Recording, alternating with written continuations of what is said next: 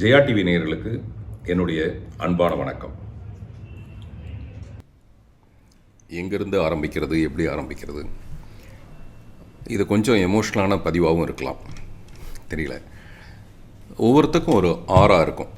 அது அதாவது ஒரு அவுட்டர் லைன் ஒன்று இருக்கும்.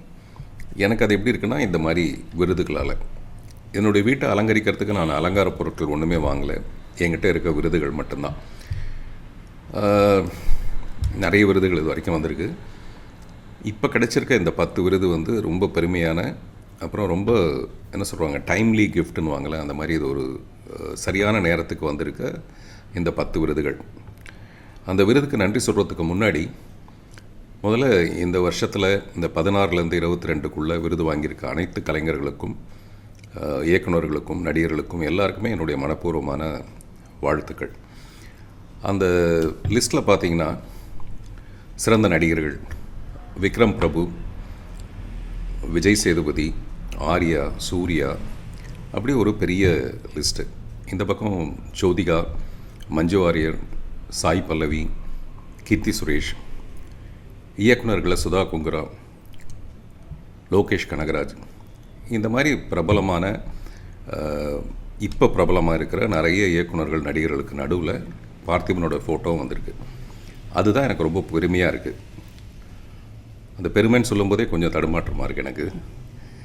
அது என்னென்னா, முந்தா நாள் சினிமாவுக்கு இன்றைக்கி பிரபலமாக இருக்கிறவங்களுக்கு நடுவில் 35 வருஷமாக இந்த ஓட்டத்தில் கலந்துகிட்ருக்கேன் நானும் இருக்கிறது சொல்ல முடியாத ஒரு மகிழ்ச்சி. இதை தொடர்ந்து அப்படியே இருக்கணும்னு நான் ஆசைப்பட்றேன். அதாவது விருது பட்டியலில் இல்லை, சினிமாவோட ஓட்டத்தில் நான் இருந்துக்கிட்டே இருக்கணும். அப்படி நான் இல்லாத ஒரு நாள், நான் இல்லாத நாள், இதுக்கு இவ்வளோ எமோஷன் ஆகணுமா? டெஃபினட்டாக அது ஒருத்தருடைய மனநிலையை பொறுத்தது. இன்றைக்கி காலையில் சத்யஜித் ராய் அவர்களுடைய ஒரு ஃபோட்டோ பார்த்தேன். நிமாய் கோஷ் அந்த ஃபோட்டோவை எடுத்திருக்காரு. அவர் பாதை தெரியுது பாருன்ற ஒரு படத்தை அவர் டைரக்ட் பண்ணியிருக்காரு.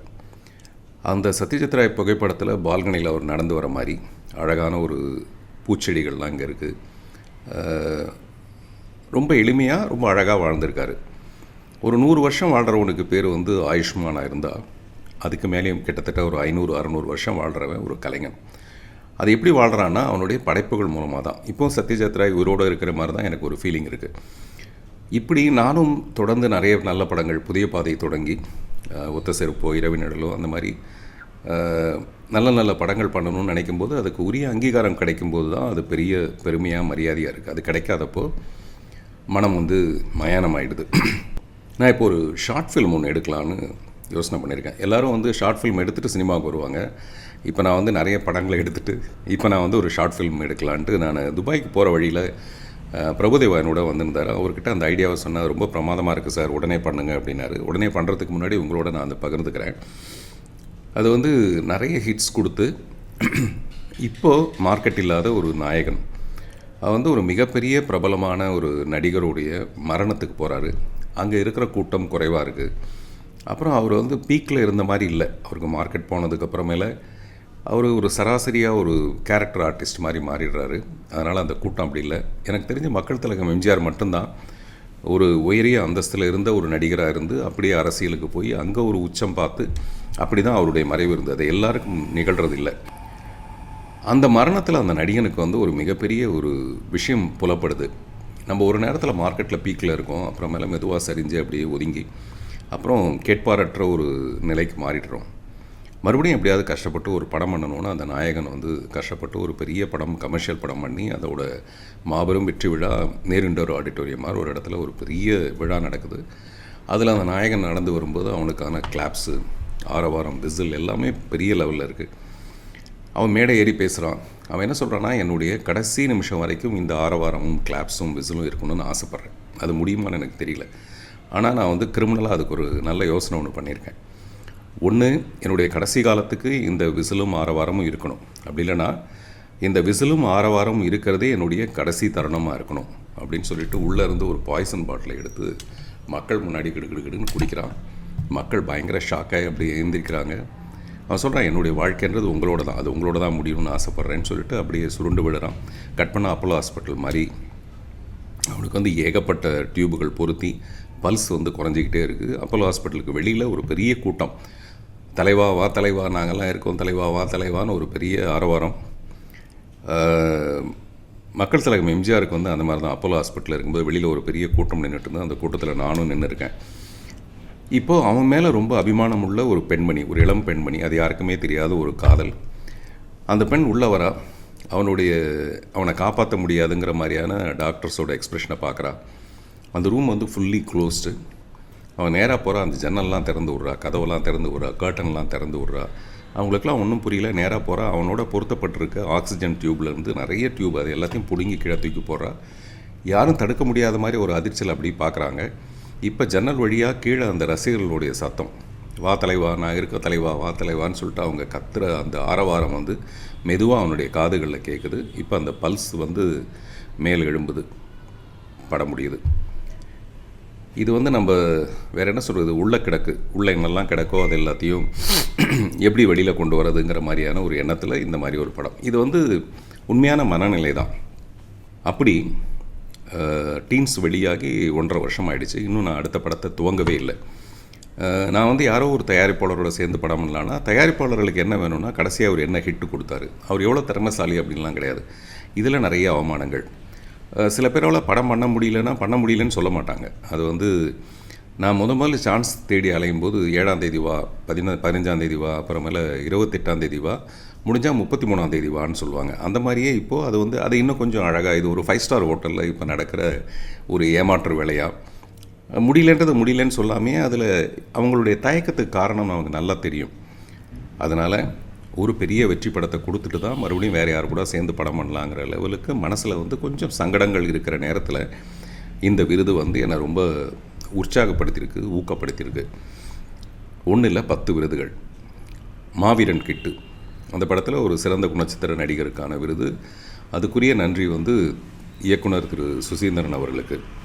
ஒத்த செருப்பு என் மனசுக்கு நெருக்கமான விருது கொடுக்கலன்னா நான் சண்டைக்கு போகிறேன்னு எல்லாரும் சொல்லக்கூடிய அந்த படத்துக்கு 4 விருது கிடச்சிருக்கு. சிறந்த படம் 2வது பரிசு, அதுக்கப்புறம் சிறந்த நடிகர், சிறந்த இயக்குனர், அப்புறம் சிறந்த எடிட்டர் சுதர்சன், இப்படி ஒரு 4 விருதுகள் கிடச்சிருக்கு. அடுத்து இரவின் நிழல். இந்த படம் வந்து இன்னொரு 20 வருஷம் ஆகுமோ என்னமோ தெரியல இந்த படத்துக்கான உரிய மரியாதை கிடைக்கிறதுக்கு. இந்த படத்தை பற்றி நான் நினைக்கும் போதே இதில் நன்றிக்குரியவர்கள் ஒரு 5-6 பேர் இருக்காங்க. அவனை நான் கட்டாயமாக சொல்லணும். ஒத்த செருப்பு மாதிரி ஒரு படத்தை பார்த்துட்டு இந்த மாதிரி ஒரு நல்ல படம் பண்ணணும்னு ஆசைப்பட்டு என்னுடைய தயாரிப்பாளராக முதல்ல எனக்குள்ளே வந்தவர் வந்து திரு கால்டுவெல் வேல் நம்பி.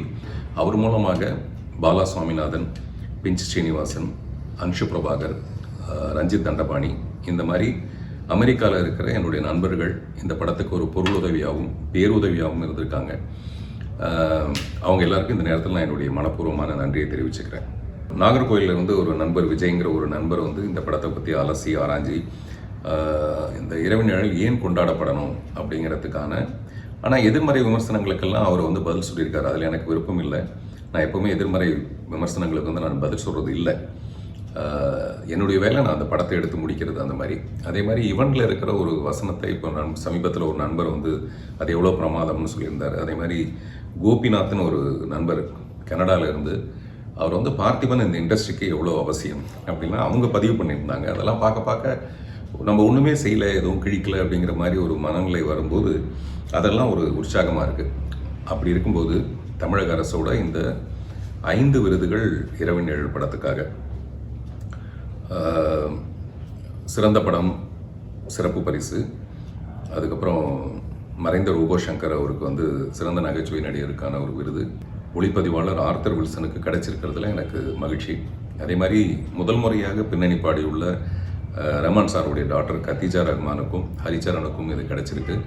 இது எல்லாமே எனக்கு ரொம்ப மனசுக்கு ரொம்ப மகிழ்ச்சியான ஒரு விஷயம். இவ்வளவு மகிழ்ச்சியை வழங்கியிருக்க தமிழக முதல்வர் அவர்களுக்கு என்னுடைய மனப்பூர்வமான மனம் கூப்பிய நன்றி. அவருக்கு மட்டும் இல்லை, துணை முதல்வர் திரு உதயநிதி ஸ்டாலின் அவர்களுக்கும், திரு சுவாமிநாதன் மாண்புமிகு அமைச்சர் செய்தி மற்றும் மக்கள் தொடர்பு துறை அவருக்கும், இந்த படங்களை தேர்வு செய்த ஜூரிஸ் எல்லாருக்கும், மற்ற இதுக்கு ஒத்துழைப்பாக இருந்த எல்லாருக்கும் என்னுடைய மனப்பூர்வமான நன்றி. கொஞ்ச நாளுக்கு முன்னாடி நண்பர் விஜய் அவர்கள் அரசியலுக்கு வரதுன்னு வரும்போது என்கிட்ட கருத்து கேட்டப்போ நான் சொன்னேன், யார் வேணாலும் அரசியலுக்கு வரலாம், அதுவும் அவர் வந்து தனக்குள்ள ஒரு மிகப்பெரிய வருமானத்தை, ஒரு 200 கோடி வருமானத்தை விட்டுட்டு வராருன்னா அவரை வரவேற்கணும் அப்படிங்கிறத சொன்னேன். அது வந்து பூதாகரமான விஷயங்களாக மாறி, அது வந்து நான் விஜயுடைய கட்சிக்கு ரொம்ப ஆதரவு கொடுக்குற மாதிரி, என்னுடைய திமுக நண்பர்களே சில பேர் என்னங்க அந்த கட்சி பக்கம் மாறிட்டீங்க போல இருக்குது அப்படின்னாங்க. அதெல்லாம் அப்படிலாம் இல்லை சார். துணை முதல்வரே என்ன சொல்லியிருந்தாருன்னா, இது ஒரு ஜனநாயக நாடு, யார் வேணாலும் அரசியலுக்கு வரலாம்னு சொன்னார். அந்த மாதிரி தான் நானும் சொன்னேன். அதை வந்து தவறாக எடுத்துக்கொள்ளப்பட்டிருக்கு அப்படின்னு விளக்குனேன். இது எதுக்காக சொல்கிறேன்னா, இந்த தமிழக அரசோட விருதுலாம் வரப்போகுது அப்படின்னும் போது என் மனசுக்குள்ளே ஒரு சின்ன சஞ்சலம் ஒன்று இருந்தது. நம்ம இப்படி பேசி அது வந்து வெளியில் எதிர்விதமான எதிர்வினை ஏதாவது உண்டாக்கியிருக்குமோ அப்படிலாம் நான் யோசிச்சுட்டே இருக்கும்போது பார்த்தா இத்தனை விருதுகள் இதுக்கு வந்திருக்கும் போது, அப்படி அவங்க திமுகங்கிற ஒரு கட்சியில் இந்த மாதிரி பாரபட்சங்கள் எதுவுமே அவங்க பார்க்கறதில்ல. இது வந்து நான் கலைஞர்கிட்ட நிறைய விஷயம் உணர்ந்திருக்கேன். திரு சோ அவர்கள் வந்து அவருக்கு எதிர்ப்பாக எவ்வளோ கருத்து சொன்னாலும் சோ வீட்டு திருமணத்தில் முதல்ல போய் நிற்கிறவர் வந்து கலைஞராக இருப்பார். அந்த மாதிரி தான் நமது மாண்புமிகு முதல்வர் அவர்களும் பாரபட்சம்லாம் இல்லாமல் இந்த விருதுகள் வழங்கப்பட்டிருக்குங்கிறத சொல்கிறதுக்காக இந்த விஷயத்த சொல்கிறேன். சில நேரத்தில் இந்த மாதிரி நான் பேசி தேவையில்லாமல் வம்பில் மாட்டிக்குவேன். ஆனால் நான் சொல்ல நினைக்கிறத நான் சொல்லணும்னு ஆசைப்படுவேன். அதில் எனக்கு ஒரு தயக்கமும் கிடையாது. ஊக்கமாகவும் உற்சாகமாகவும் எனக்கு கிடைச்சிருக்க, என்னுடைய சுவாசத்தையே கொஞ்சம் சுவாரஸ்யமாக்கியிருக்க இந்த விருதுகளுக்கு தமிழக அரசுக்கு என்னுடைய மனப்பூர்வமான நன்றி. ஜெயா டிவிக்கு என்னுடைய மனப்பூர்வமான நன்றி.